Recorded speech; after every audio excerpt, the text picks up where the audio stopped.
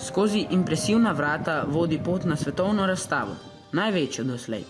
Med 192 državami se predstavlja tudi Slovenija. In najprej zavijemo k našemu paviljonu. Ja, živijo, dobrodošli. Od kje pa ste? Z Grosuplja, katera osnovna šola? Čakajte, hočete reči, da vam je ravnatelj oziroma ravnateljica pa vaši učitelji omogočili, da prijete na Expo?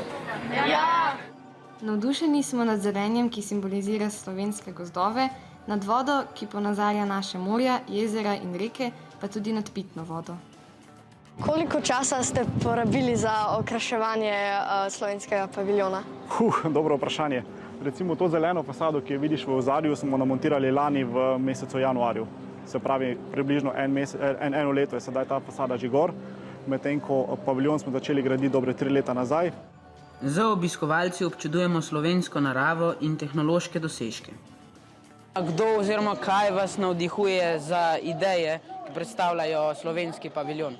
Glede na to, da je tukaj Dubaj, glede na to, da je to Dubaj neko mesto presežkov pa potencijala, smo se mi odločili, da bomo tukaj predstavljali predvsem potencijal na področju gospodarstva in na področju turizma. Narodi, ki hrepeni dočaka dan, lahko da sonce hodi. Z Zdravljico se poslovimo od Slovenije v malem. In se odpravimo v svet. Da moramo nositi maske, nas prijazno opozarjajo roboti. V paviljonu Združenih arabskih emiratov, gostiteljice Expa, nas pričaka pesek, prave sipine. In sprehod skozi zgodovino. Država, ki so jo nekoč vladali Britanci, je ravnokar slavila 50 let samostojnosti.